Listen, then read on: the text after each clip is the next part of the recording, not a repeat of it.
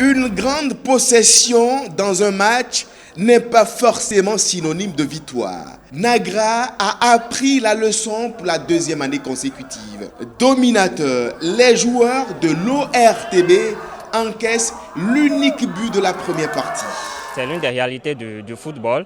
Vous pouvez dominer l'adversaire avec une possession de 90%, 10%.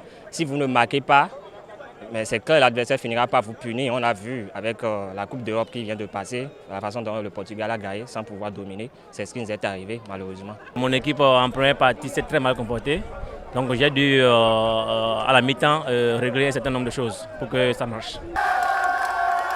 Au retour des vestiaires, Nagra reprend le contrôle de la partie et est finalement récompensé. Rolando Aoyi, le spécialiste des coups francs, marque un but venu d'ailleurs.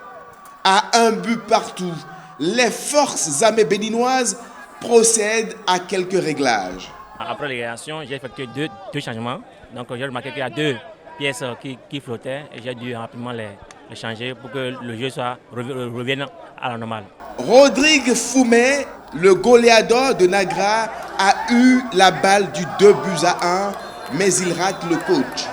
La punition est immédiate. Les forces armées béninoises finalisent une seconde fois et remportent la rencontre. C'est notre première rencontre. On a manqué vraiment de réalisme. Et je pense qu'à l'entraînement et avec les matchs amicaux que nous allons livrer avant la prochaine rencontre, nous allons essayer de régler toutes ces imperfections. Nagra a clairement manqué d'efficacité ce dimanche après-midi.